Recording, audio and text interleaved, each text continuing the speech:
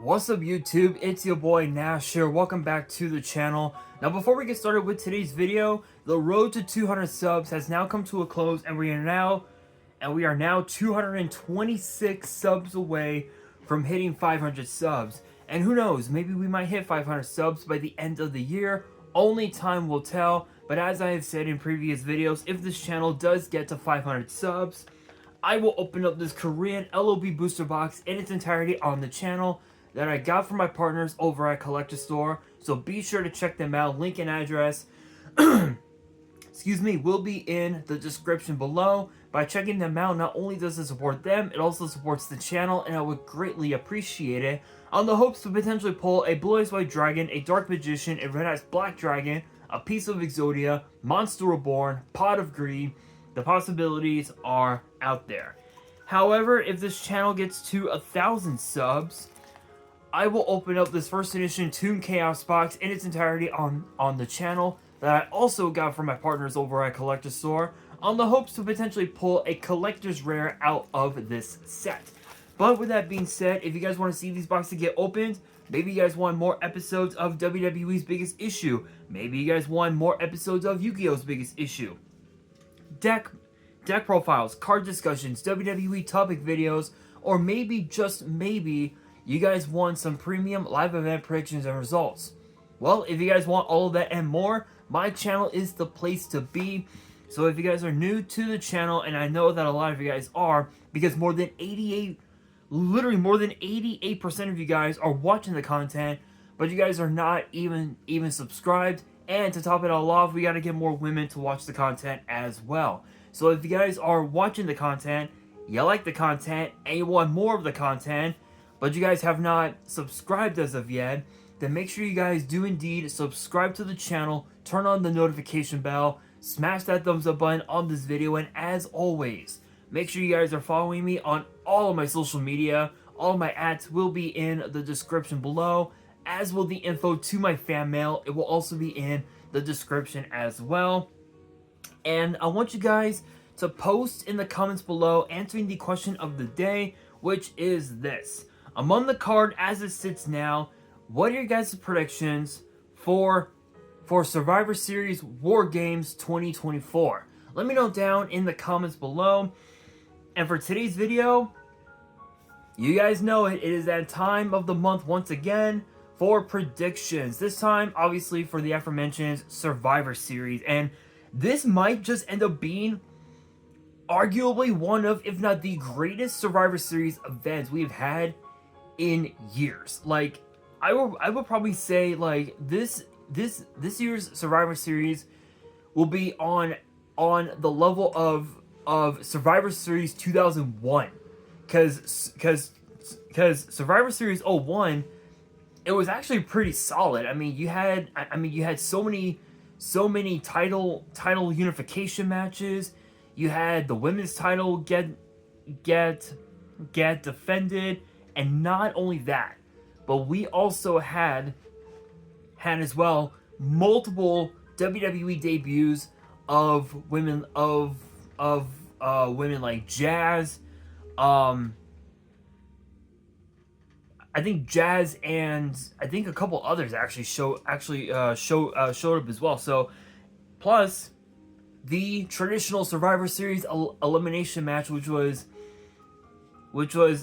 pinned Rob Van Dam, Booker T, Kurt Angle, Stone Cold, and Shane McMahon against The Rock, Big Show, Chris Jericho, Kane, and The Undertaker, most of them of which were former world champions, which is insane.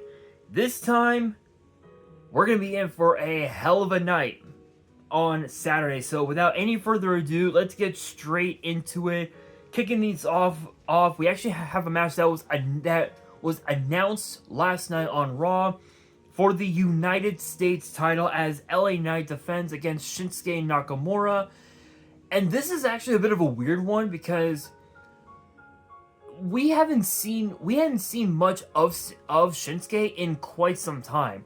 In fact, I think the last time we saw him in action, it was like on TV, like TV wise, it was all the way back in like March or something like that, where he was in a rivalry with Cody Rhodes, and that was it. That was like the last time we saw Shinsuke at all, and now he just randomly decides to come back for no reason whatsoever and attack LA Knight. This is actually, crazy enough, this is actually a big test for the champion, because he's been in the ring with a lot of incredible talent, including guys like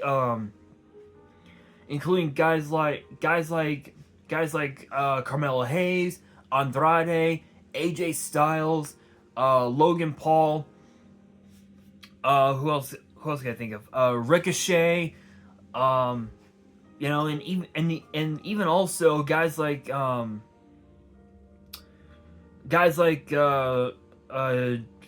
Jimmy Uso, Solo Sikoa, Roman Reigns.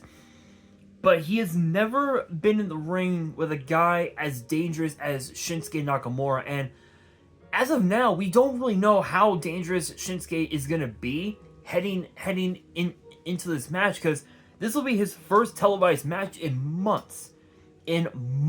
And interestingly enough, I don't really know what his mindset is now, because his mindset before, it was strictly focused on exploiting the weaknesses of those he was in the ring with, whether it was Cody Rhodes or Seth Rollins. But not only that, but think about this: Shinsuke is a former multi-time U.S. champion, so that right there puts a lot of added pressure, not onto Shinsuke, but on LA Knight, because LA Knight, aside from him becoming the $1 million champion back in NXT, this is his first championship ever in WWE since joining the main roster not that long ago. And again, it's like if he loses on Saturday, there's really no telling what's gonna happen next for the megastar. At this point, it's gonna be very interesting to see. But I think honestly, we're probably gonna be in the cusp of a new champion. But again, we don't know how dangerous Shinsuke Nakamura is gonna be. But I think my money is gonna be on LA Knight. I think just simply because because of the fact that for Shinsuke, ring rust is definitely going to become a massive factor. Ring rust usually becomes the ultimate X factor when it comes to superstars returning to the ring. It can really weigh you down, and it can oftentimes help you lose a few matches here and there. So I think LA Knight's Knight's gonna be taking this one on Saturday. Speaking of breaking news, we have another match that was scheduled that was made official last night for the Intercontinental title. You want to talk about mid-card titles? This one is going to be very interesting because not last night, but last week on Raw, Braun Breaker defended his title against Sheamus, and he came this close. I think it was like maybe a couple weeks ago. He came this close. Sheamus came this close from becoming Intercontinental Champion. That was until Ludwig Kaiser showed up. And then, of course, last night on Raw, a brawl broke out, and now we have a triple threat. Excuse me. This is actually kind of crazy because when you look at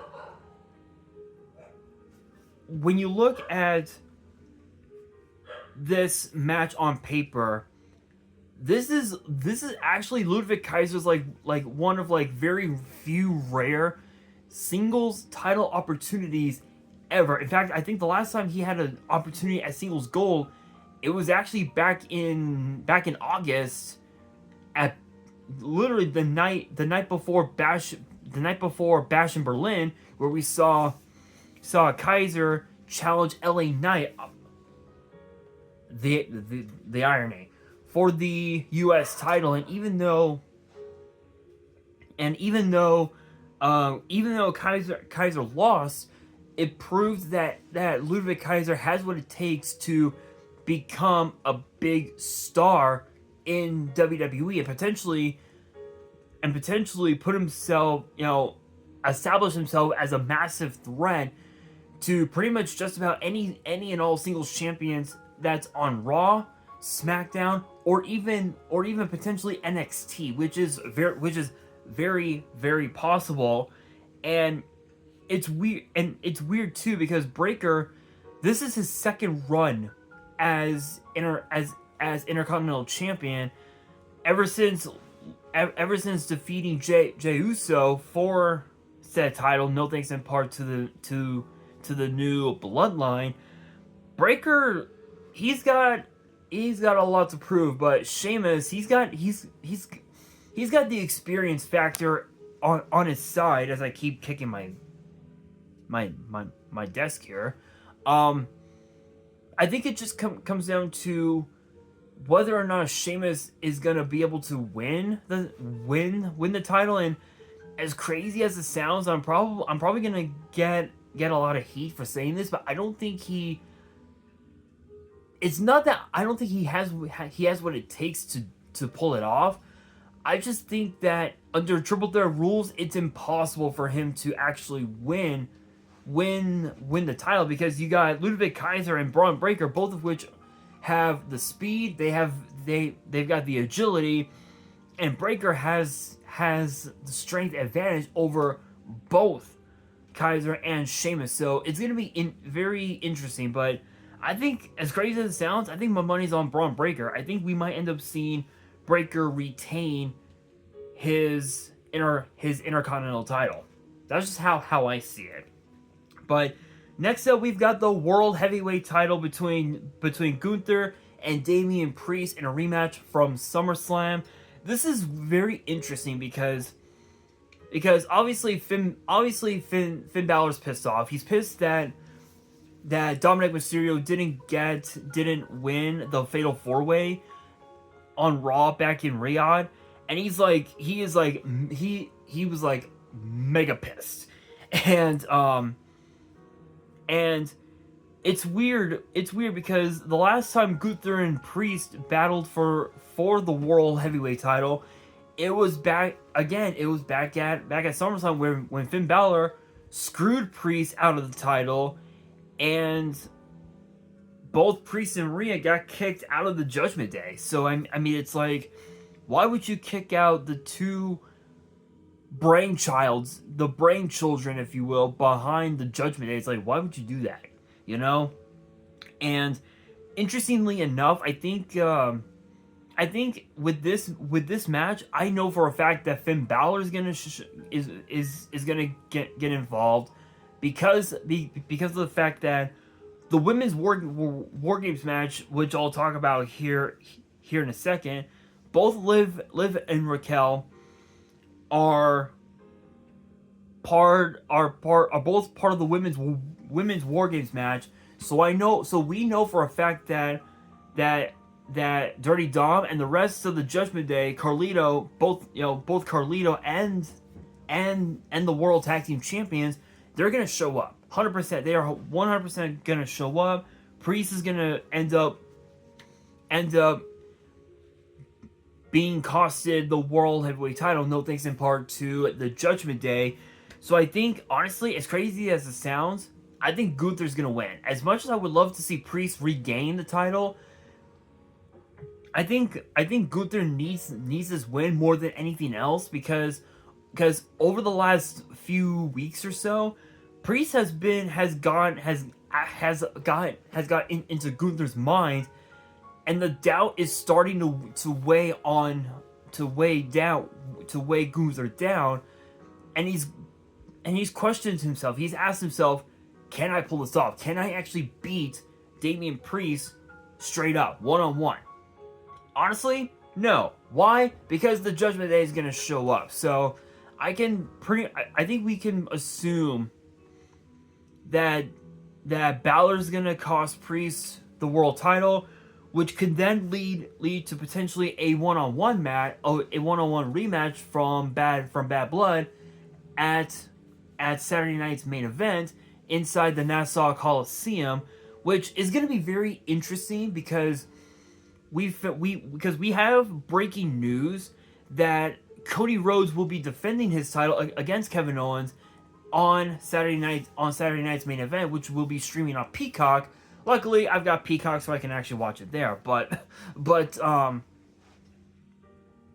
it's gonna be very, very interesting. I will say it's gonna be very interesting that we'll see that matchup. But as far as this goes, I think Gunther's gonna retain. I think thanks in part to the Judgment Day, because if that's the case, Priest, I don't know what will be next for the punishment. I just don't. But speaking of the Judgment Day, we now move into the men's and the women's WarGames matches, which, knowing Survivor Series, knowing WWE, they'll probably start the night off with the women's WarGames match and then end the night with the men's WarGames match. So for the women's WarGames match, it's basically Team Liv versus Team Mami. Team Rhea, obviously Team Liv consists of herself, of Liv Morgan, the women's world champion, Raquel Rodriguez, Tiffany Stratton, the Miss Money in the Bank, Candice LeRae, and of course Nia Jax, the WWE Women's Champion.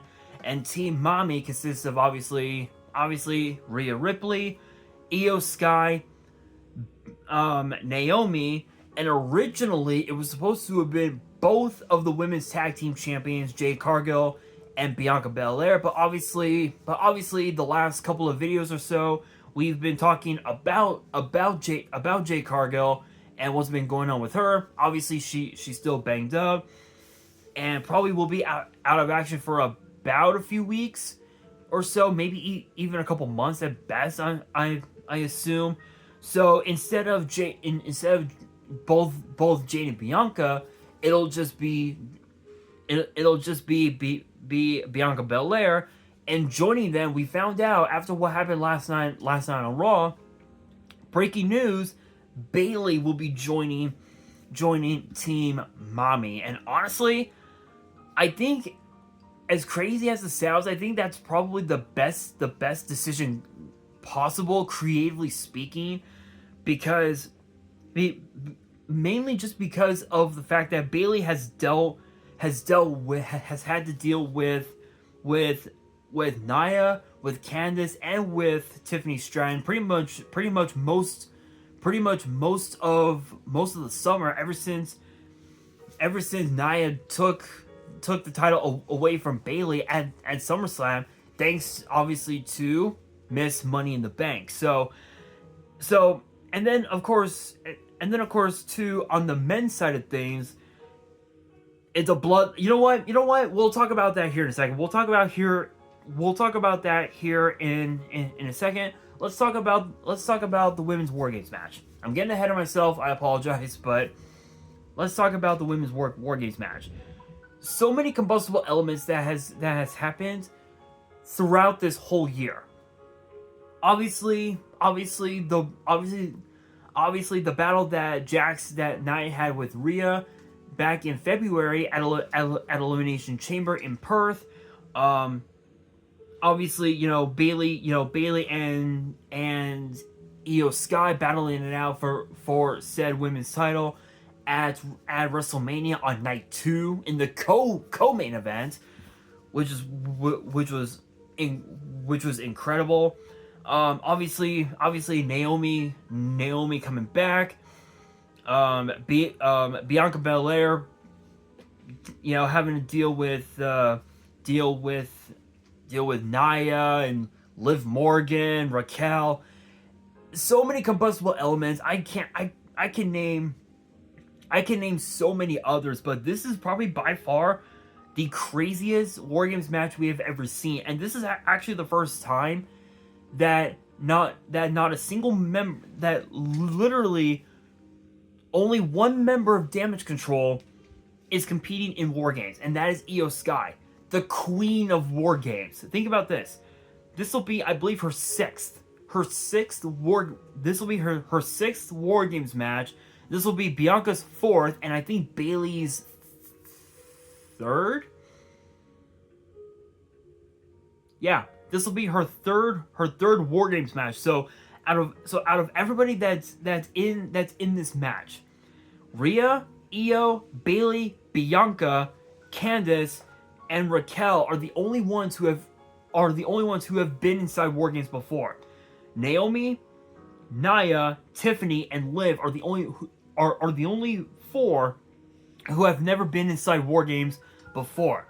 But this is where things get very interesting because it's as I mentioned, Tiffany Stratton holds Money in the Bank. Imagine what could happen if she did cash in. She has two options. She could betray her queen and cash in on Nia, or she could cash in and betray her teammate and cash in on Liv Morgan. That right there is gonna be weighing on the minds of not only Tiffany but also both Liv Morgan and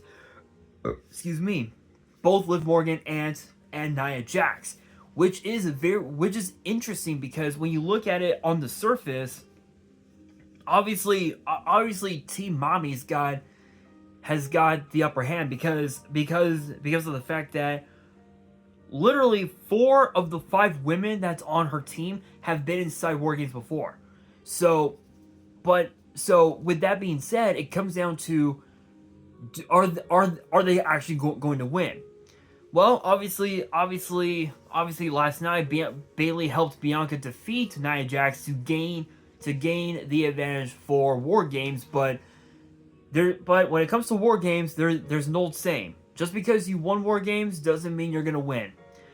Because the real advantage is the last superstar that enters WarGames, and because that team Liv is gonna have one woman enter the match last.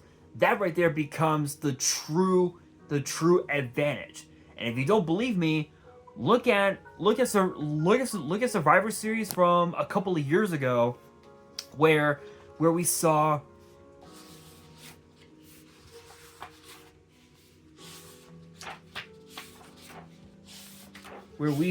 if I can find, did I have it in this one? Yep.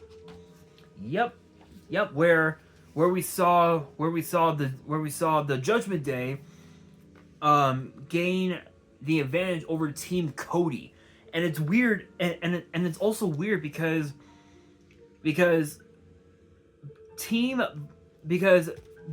Lynch's team, which consisted of herself, Bianca, Shotzi, and Charlotte Flair, they gained the advantage via a coin toss, but they were actually able to win WarGames. As far as the men's side of things, the Judgment Day won, but they ended up losing WarGames in the process. So it's gonna be very interesting to see how this match will play out. But I think, honestly, as crazy as it sounds, I think Team Mommy needs this victory more than anything else. Because imagine what happens if Rhea pins Liv, or if Rhea pins Nia. Rhea gets an opportunity at one of those two. We know that Io Sky is already guaranteed a shot at the women's world title against Liv Morgan, which I'm assuming could potentially happen at Saturday night's main event, which is possible. We don't really know for sure, but I'm assuming that might be the case. I'm not entirely sure, but I will say that if Rhea's team loses, there's no telling what's gonna happen next, and it's not gonna be pretty. So I think my money is on Team Mami. But the men's match, it is a Bloodline Civil War. This is probably by far the most insane men's war games match I've ever seen. It is the OG Bloodline versus the new Bloodline. Obviously, the OG Bloodline consists of Roman Reigns, Jimmy Uso, main event Jey Uso, Sami Zayn, and we all thought it was going to be Seth Rollins, but it ended up being CM Punk, which we'll talk about that here in a second. And then, of course, the new Bloodline features Solo Sikoa, Jacob Fatu, Tama Tonga, Tonga Loa, and of course, Big Bronson Reed. People seem to forget he may be Australian, but he's also Samoan descent. So that makes things even more that makes the Bloodline even more dangerous than ever before. But as far as the OG Bloodline goes, we were expecting Seth Rollins to join because of his rivalry, because of his ordeal with Bronson Reed. But unfortunately, that's no longer the case. The reason why it ended up being CM Punk is because Solo and his bloodline took out the Wise Man by putting him through a table in Madison Square Garden earlier this year, back in May. I want to say, I think back in May, in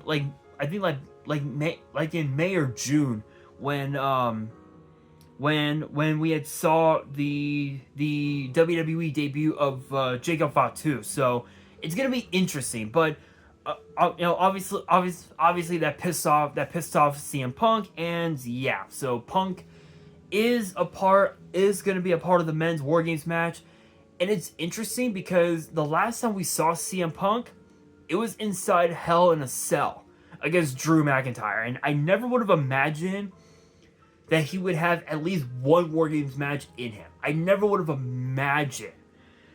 But it's going to be interesting because what also got me concerned a bit was the attire that Paul Heyman was wearing. He would, like, you guys saw, if you guys watched SmackDown last week, you guys saw Paul Heyman wearing literally a t-shirt and a blazer similar to what Solo Sikoa would wear, and it was a red t-shirt.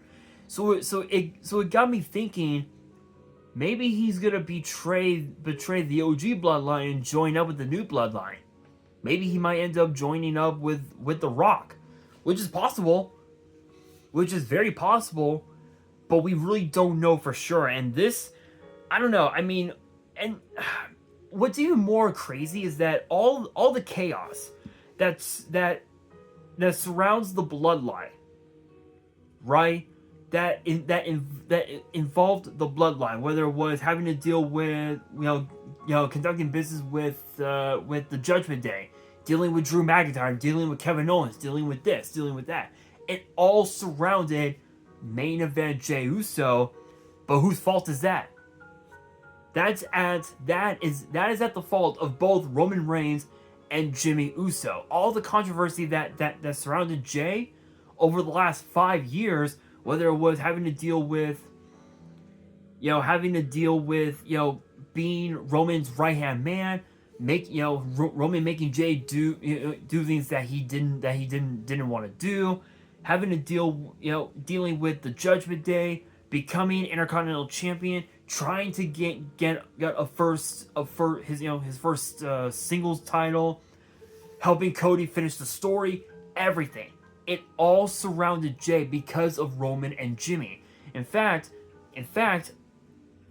on the night of Hell in a Cell back in 2020, I'm starting to think that maybe, just maybe, Roman and Jimmy were in on it together.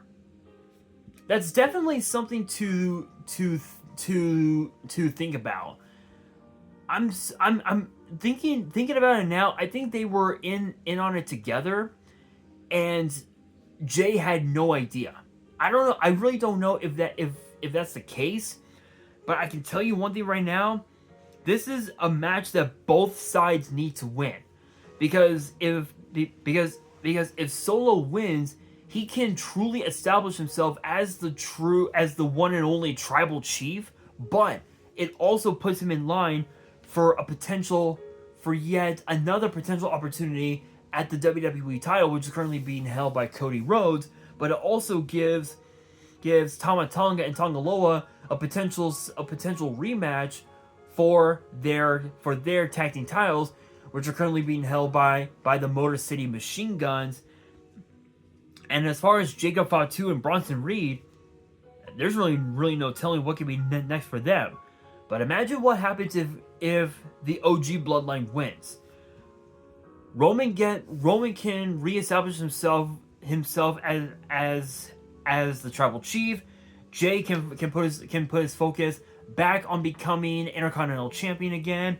Sammy can try and potentially pursue the world heavyweight title, and CM Punk can focus on Seth Rollins, trying to get a one-on-one match with him, and Jimmy can just do Jimmy things. That's pretty much it. So there's a lot at stake on both sides, not just for the men, but for the women as well. But as far as like who wins the men's match, I don't know. A part of me wants to say the OG Bloodline, but a part of me is thinking that Solo might have a trick up his sleeve, and that trick could end up being the final boss, known as The Rock. So it's possible, but we'll have to wait and see. But I think I'm gonna stick to my guns. I think I'm gonna go with the OG Bloodline. I think with how much animosity they have over the new Bloodline, especially from what happened this past year, I think Roman needs this victory more than anything else. Literally, he needs the victory more than Solo. That's just how I see it. But with that being said, that'll do it for today's video. Hopefully you guys enjoyed. If you did, make sure you guys smash that thumbs up button. If you guys are new to the channel and you guys want more premium live event predictions and results in the future, then make sure you guys subscribe to the channel, turn on the notification bell, and as always, make sure you guys are following me on all my social media. All my ads will be in the description below, as will the info to my fan mail. It will also be in the description as well. And on that, this is your boy Nash, signing out.